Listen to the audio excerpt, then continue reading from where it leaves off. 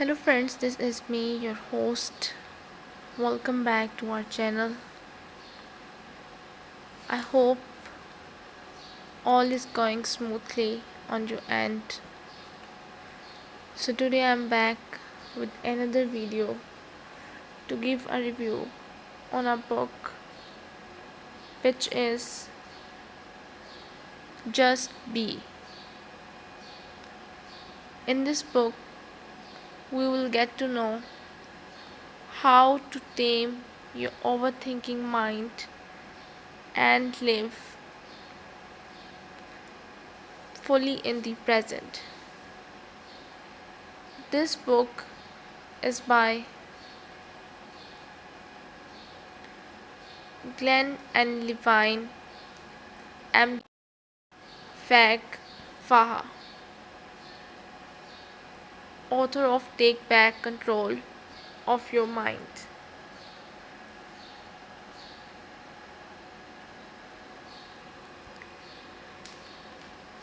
Taming our overthinking minds.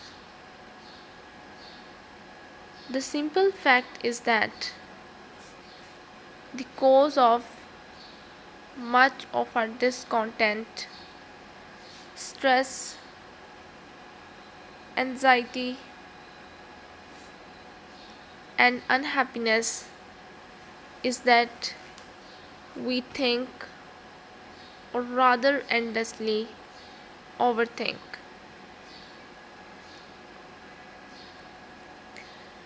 Way, way, way too much.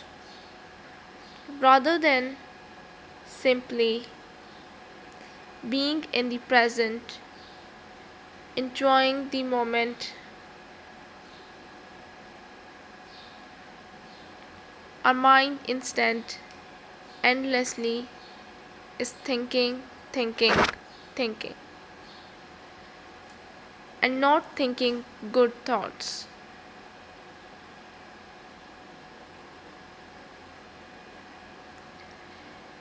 It is thinking about problems in the future that may or may not even come to pass, and of prior perceived insults and unpleasant experiences that no longer exist,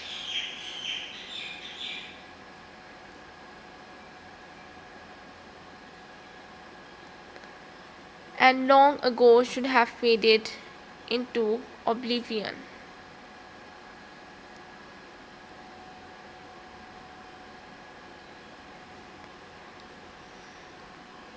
It is worrying about an upcoming job meeting,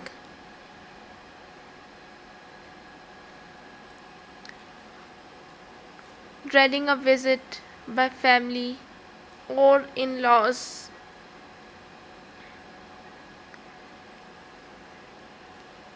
or obsessing about whether that person you met is ever going to call you back or respond to your latest text message.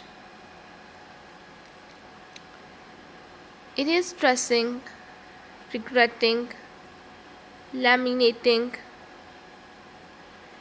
repenting, deploring, abhorring, denouncing, complaining, planning, plotting, and conniving.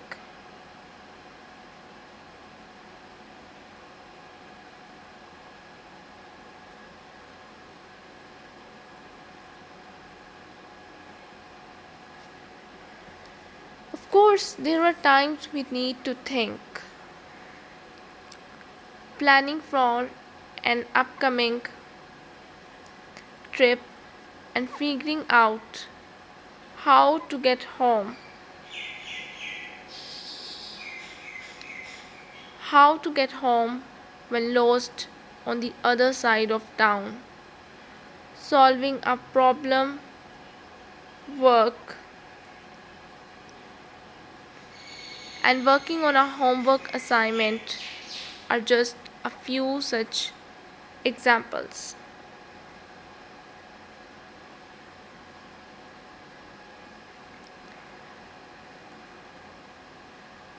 In reality, though, this constitutes but a small minority of the time.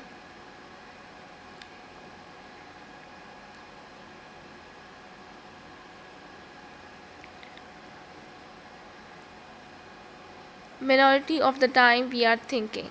90% of our thoughts are not focused, productive, and necessary thinking. Rather, for the majority of the time that our mind is thinking, it is just wandering. It is recalling with regret an unskillful and unpleasant interaction with a family member, neighbor, or stranger, replaying again and again what you should have said during an argument a day ago to win the argument and put that person in their face.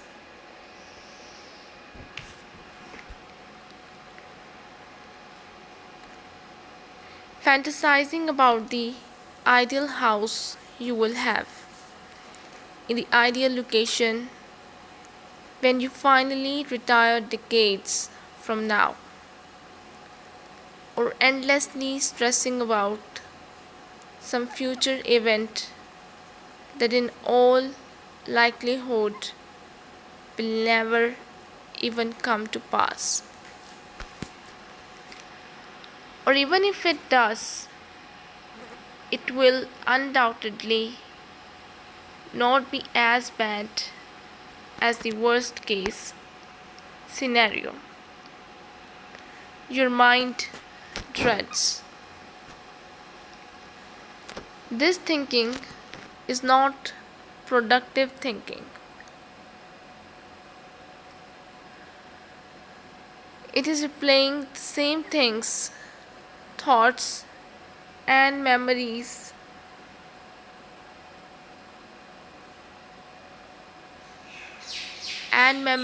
over and over again.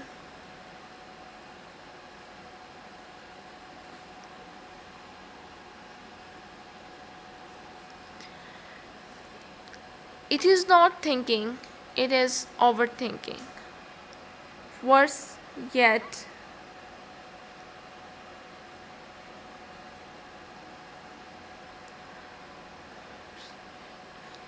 this thinking is not only not productive, it is detrimental. It distracts and takes you away from what you are doing and experiencing in the present.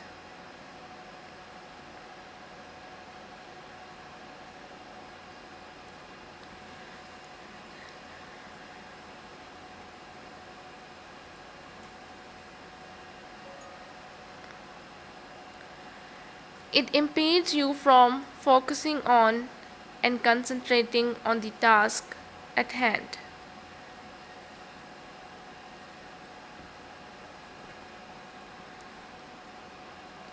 Or a pleasant experience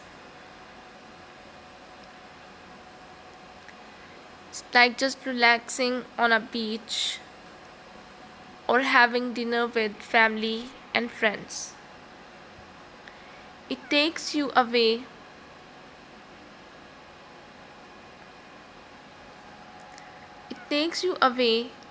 from a state of enjoyment and peace in the present, and it fulfills your mind with stress.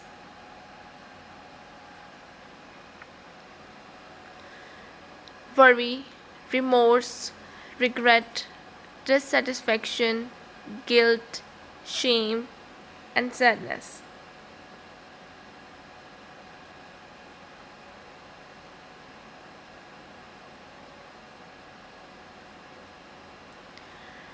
It is worse than non productive. It is what I am term malproductive. Mindfulness is the moment to moment awareness of what you are thinking, feeling, and doing.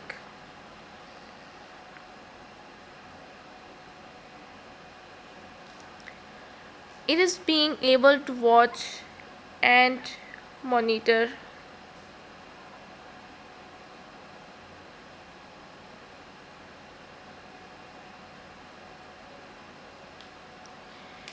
It is being able to watch and monitor what your mind is thinking. It is being in the moment.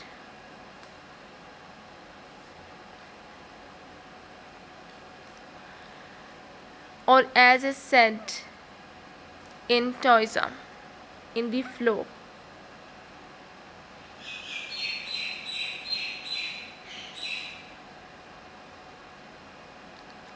The opposite of mindfulness is what I term mindlessness, as in mindless thinking. This is when your mind and its endless, random, and malproductive thinking has gone off on its own. It is when your mind is wandering from the present and you do not realize what is happening.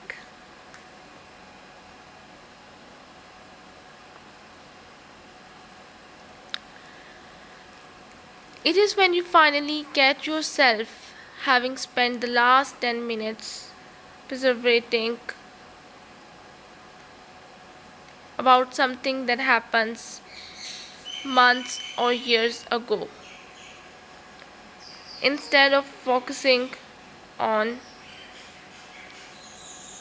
what is happening right now.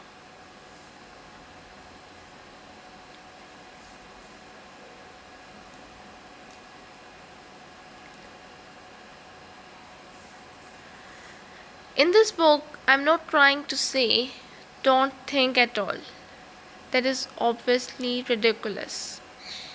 What we are saying is do not squander your life away, lost in the fog of malproductive, mindless overthinking. The more time you spend frittering your time away,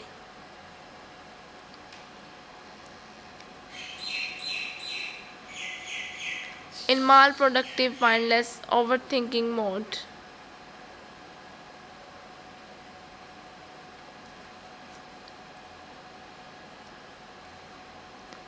the less time you actually living in and enjoying the present moment.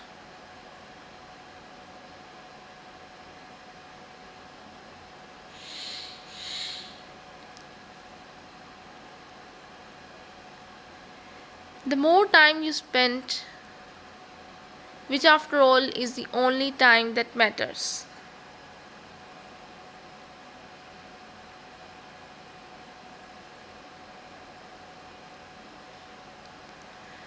That matters, and the only time we have. The past is already gone, and the future is not yet here and may not even come to pass. It is only in the present now where we actually live. The Dalai Lama said there are only 2 days in the year that nothing can be done. One is called yesterday. Thoughts, thoughts, thoughts, and more thoughts. The human brain consists of over 100 billion neurons, nerve cells. According to neuropsychologist Rick Hansen, each of these neurons receives on average 5,000 connections from other neurons.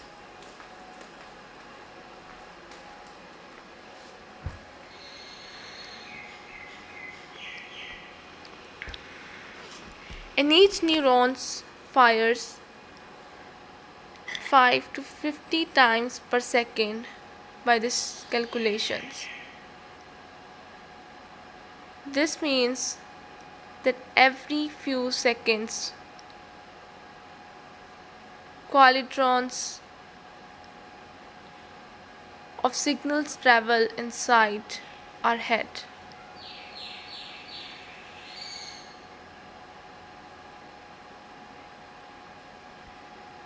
And even though our brain is only 2% of our body weight, it uses 20 to 25% of our body's oxygen and glucose requirement. This gives us some idea of just how active our mind is.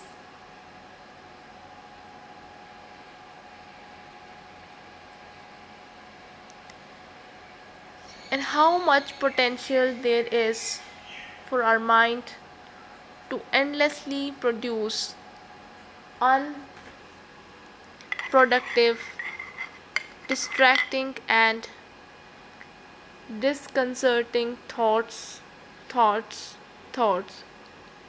and more thoughts. This is, alas, exactly the case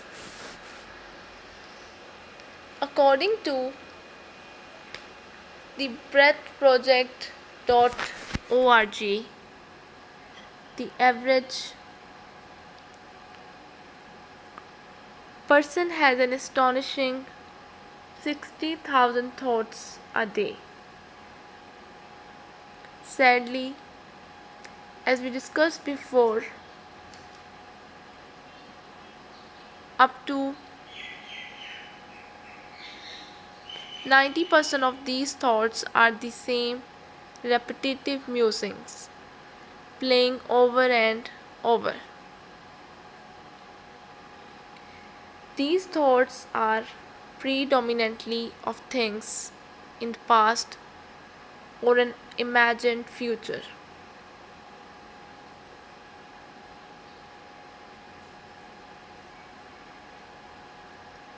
Rarely are these thoughts of the present. Well, thoughts and thinking that produces a thought are obviously necessary to function this world. It is also thoughts that leads us to endlessly squander our lives away in the fog of either the past or the future instead of the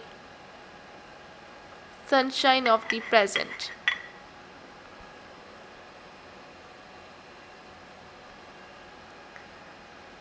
To better control of our thoughts, our first step is to recognize that we do not, for the vast majority of time, we are awake.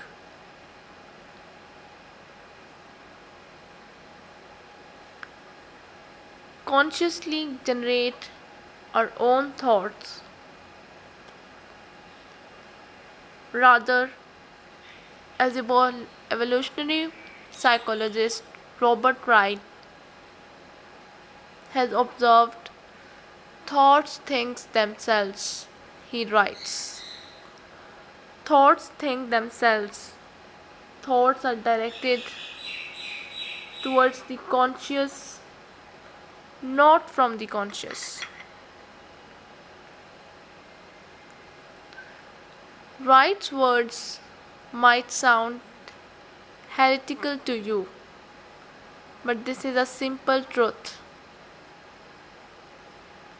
Rather than simply reading and trying to intellectualize this concept, it is best you realize this experientially.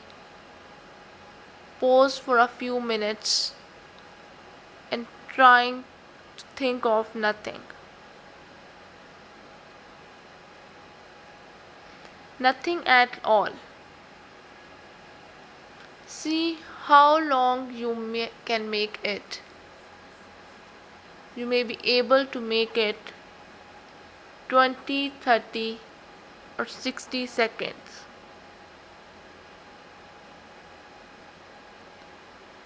But you will not be able to make it even a few minutes before some random thoughts pops into your conscious mind.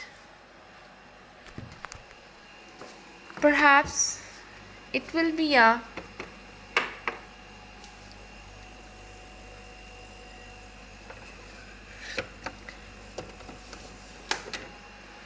perhaps it will be something seemingly completely random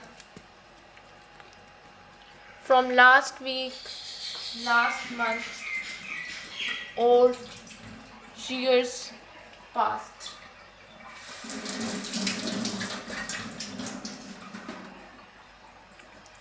Try this several times. I guarantee you that the thoughts may be different, but the results will always be the same.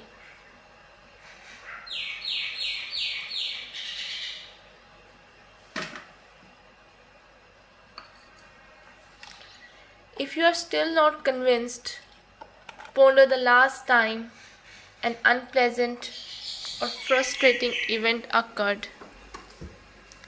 It could be a disagreement you had with your partner or child, a snub from your neighbor,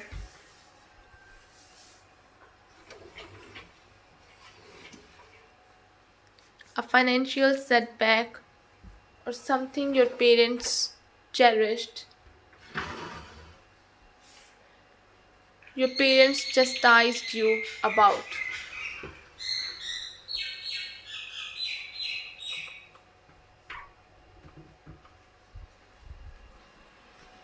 Although you no doubt tried to forget the incident, your mind kept obsessing over it. Surely, you would not consciously choose to choose to mull over this frustrating event, but it happens nonetheless. If you truly controlled your thoughts, you would surely choose not to think about this unpleasant thought and move on. But for most of us, this is not something we are able to do consistently. Why? Because for the most part, throughout our daily lives, we cannot and do not control most of our thoughts. They think themselves. The second step to better control our thoughts and bring ourselves back to being in the present is to recognize the thoughts we are having in real time. This is a key part and benefit of mindfulness, the ability to monitor our thoughts in real time. For example, in moments for exasperation, we can recognize that our frustration is growing. As we become irritated, we can recognize that our anger is building. The same goes with something like binge eating in response to disappointment. With mindfulness, we can recognize how this emotional desire is building and trying to take over our mind, and thereby resist the thought of wolfing down an 800-calorie slab of cake. We can also better control our thoughts by recognizing them as they occur and recognizing that they are just a thought, nothing more.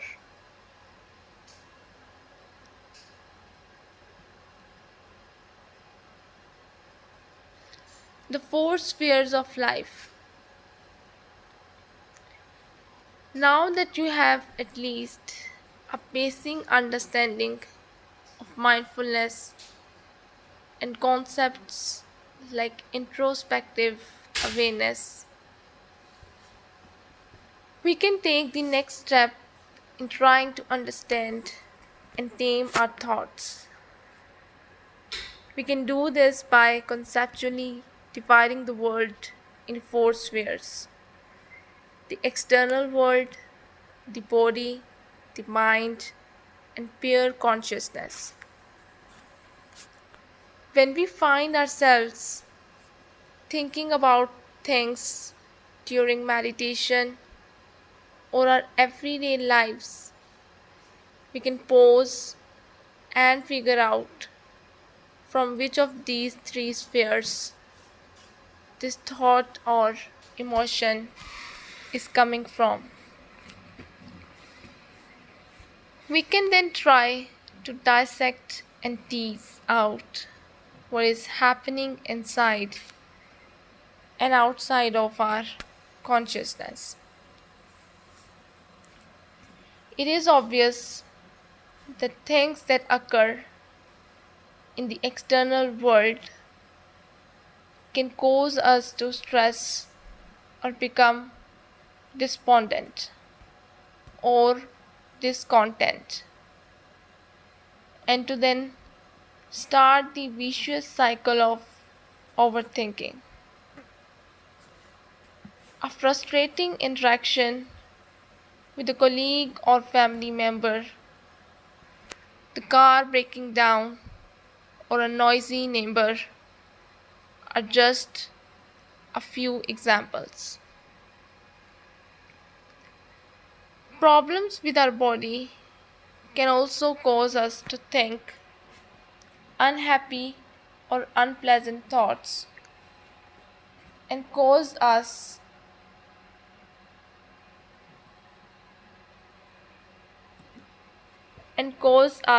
suffering.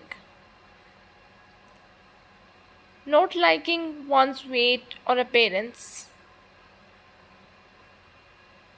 feeling tired or nauseous, or having some intermittent ache or pain are just a few examples.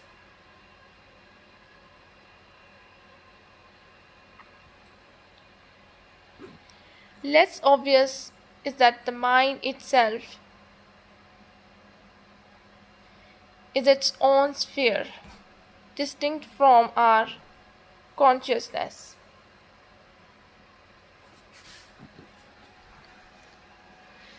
And unpleasant thoughts such as regret, envy, and worry that arise in the mind can lead us to focus our attention on such thoughts.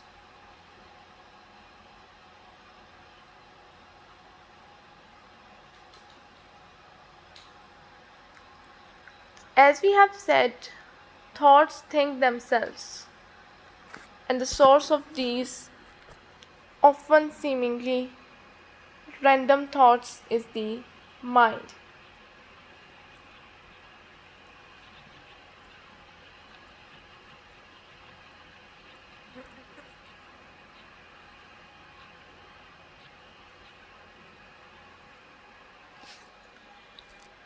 Pure consciousness is a simple state of awareness. It is not judging, it is just observing. It is not resisting, it is just accepting what it is.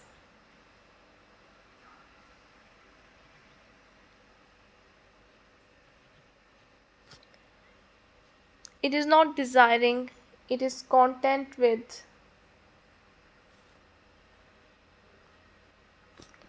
It is content with what one has. It is not.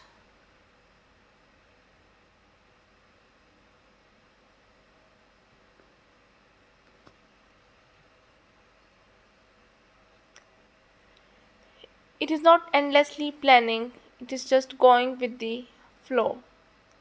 It is not thinking, it is just being.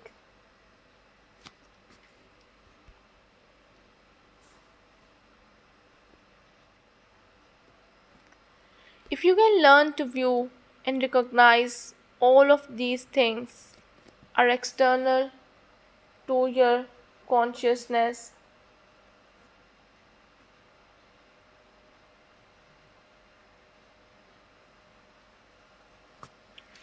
you can learn to ignore and dismiss them and come back to a state of simple and pure consciousness.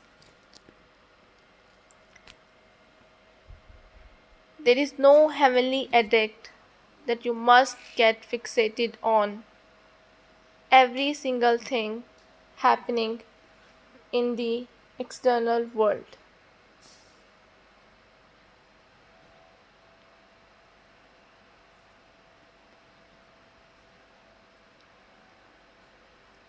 You can learn and choose to ignore or at least tolerant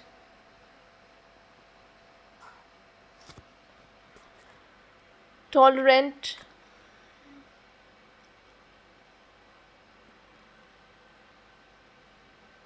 when you can recognize where an undesirable thought is coming from, you can learn to, as Joseph Goldstein, a leading expert and writer on mindfulness, likes to phrase it.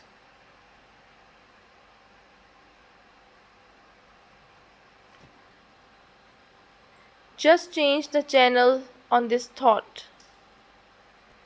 Better yet, you can learn to turn off the TV completely. You can, if it is helpful. Tell yourself,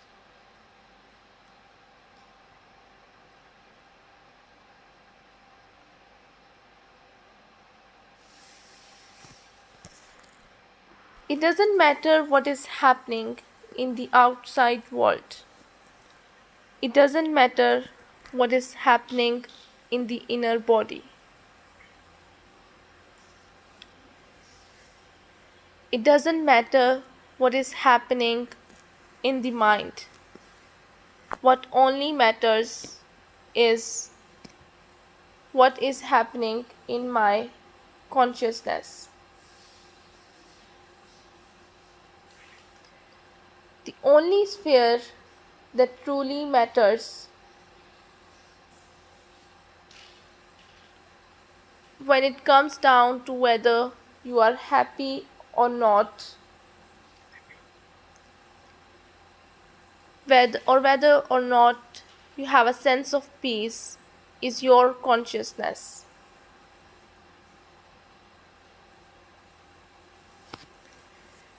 If you choose to try meditation or otherwise learn how to turn off all the input from these spheres external to your consciousness,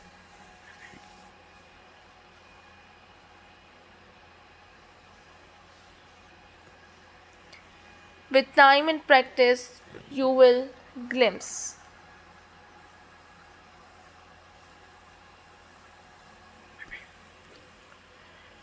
if even briefly, how peaceful and enjoyable the sensation is of just pure consciousness.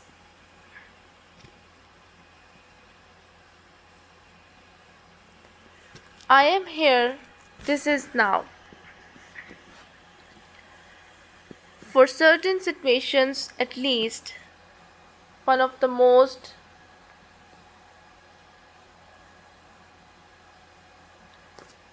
helpful ways to practice the overthink less, just be more.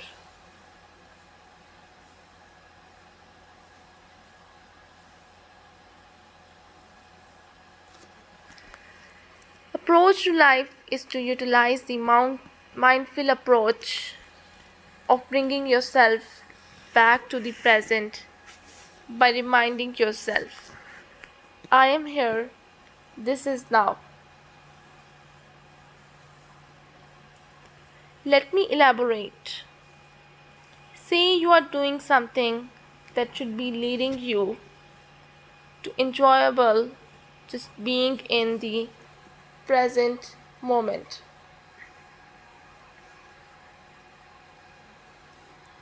such as having a nice brunch with your partner, hosting your kid's birthday party, or even resting in bed. However, you mindfully notice after a while that instead of enjoying this, your mind is replaying some unpleasant interaction or experience in the past and replaying and reanalyzing it over and over and over. You are thinking about why that person said what they said. You ponder, what was that hidden meaning? Why did they mock or degrade me? Why was he such a jerk? You play out again and again what you should have to said to that person but didn't. How you could have put that person in his place and shown how you were right and he was wrong.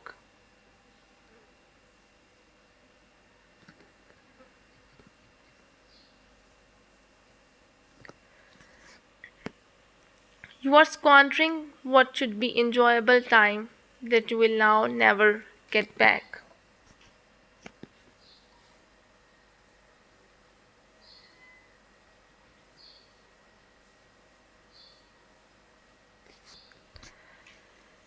You are letting your mind ruin your good time. You're letting your mind take over your consciousness and put you in a grumpy mood. At some point, you mindfully become aware of what is going on. To bring yourself back to the present, you can simply remind yourself that you are here. Whatever it is,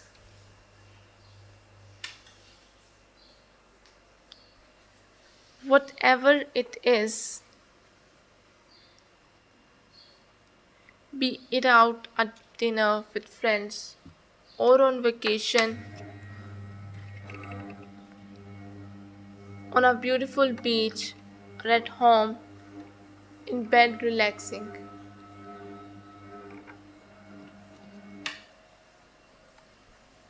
You remind yourself that this is now.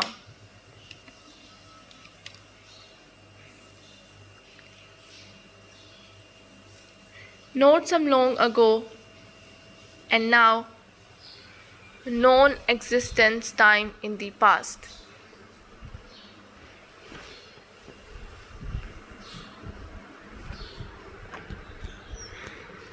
If you don't like the phrase I am here, this is now, then you invent something else that does the trick for you, such as that was then, this is now.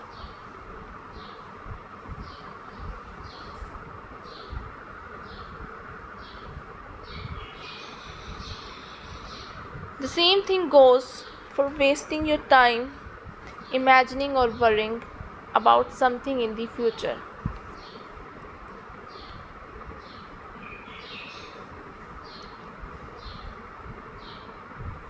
For me, I find I waste far too much time over the weekend thinking about all the challenges I will have to deal with and people I will have to meet with on Monday when back at work.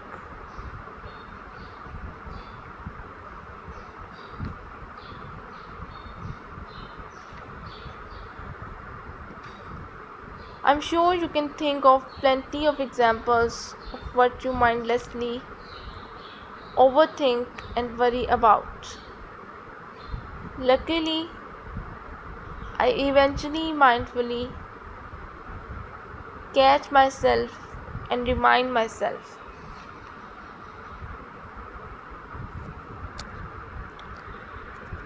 that's not now, this is now. If it works best for you, use several lines together telling yourself, I am here, this is now. That's not now, this is now. This simple mental maneuver reminds me that my monkey mind is senselessly thinking about the future, whereas what I should be doing is being in the present. It's a way to bring this unproductive, wasteful thinking to a sudden stop and refocus on where I am and what I am doing at this present moment. It's like the famous scene in the movie Moonstruck, in which Cher smacks Nicolas Cage on the face and tells him, snap out of it.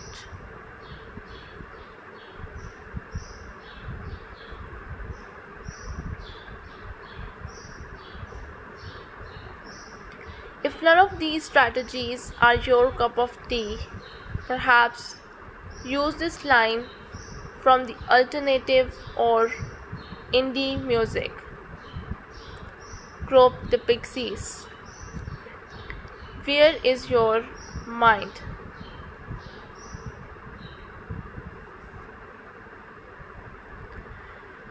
Although some of the lyrics of the same title song are little funky, if you listen to it a few times, this line will wind up stuck in your head at the ready whenever you get yourself mindlessly perseverating about the past or future.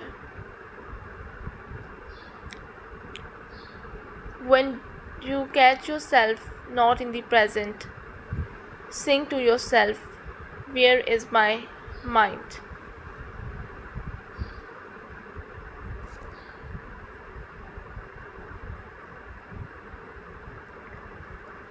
And bring yourself back into the present. Choose the approach that works best for you.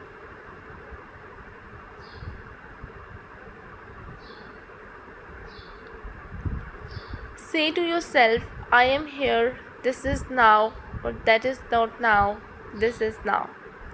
Or say, where is my mind, when you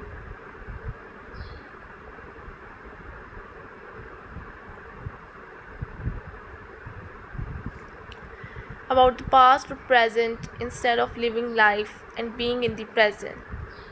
Or if that does not work, just tell yourself, snap out of it. Living on borrowed time. The phrase living on borrowed time means that one continues to live for longer than was expected. What if it was expected that we never even came into existence?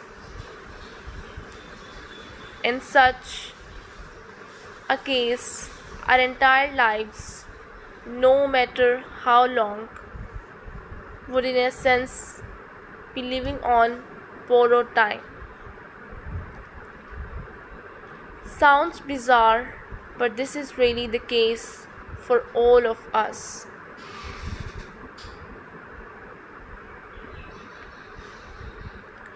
If the universe never existed, or if there was never a Big Bang, then we would never exist.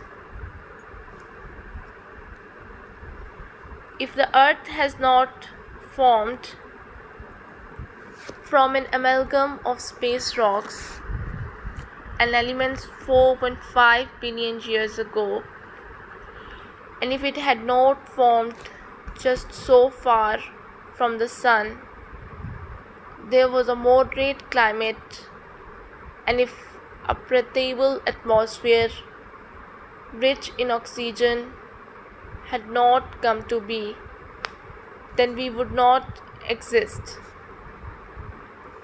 If life had not evolved from the primordial soup, and if evolution had not taken place, then we would not exist.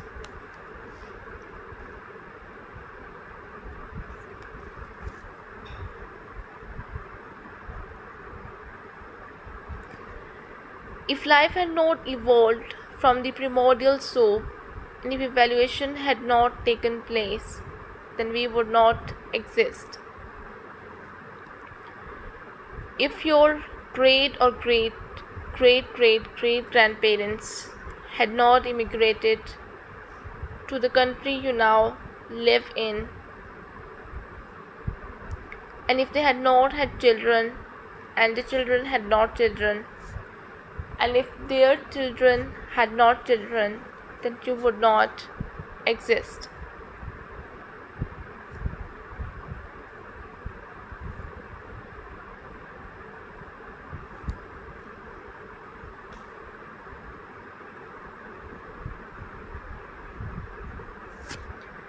If your parents had not happened to be at the same place at some exact time, had not taken a liking to each other, and had not gotten married or become a couple, then you would not exist. So, the odds of us actually coming into being are really infinitesimally small and required an incredible confluence of circumstances and occurrences. We are all thus living on borrowed time. If you prefer a more religious view on these first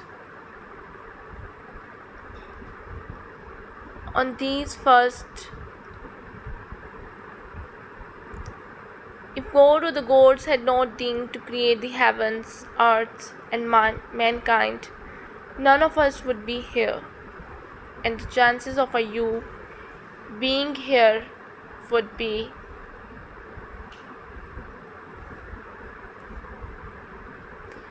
still be astronomically small.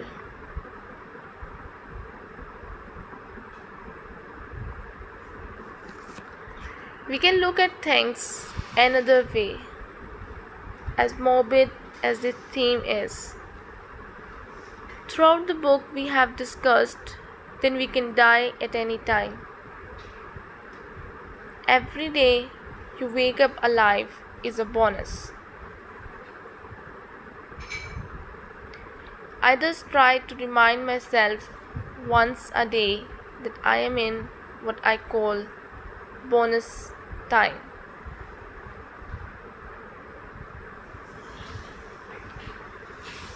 This became especially important when it became clear that beloved golden retrievers was nearing the end. Each day I would spend a little extra time petting her and sitting with her outside, and remind myself that not only was I living in bonus time, but each and every day that I got to spend with her was bonus time for both of us. Sari passed to eternal sleep a few weeks later. I was particularly grateful for the extra and mindful time I spent with her during those last few weeks.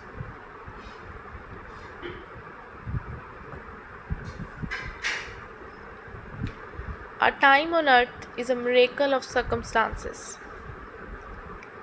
Let's make the most of it. After all, we are living on borrowed time and playing with house money.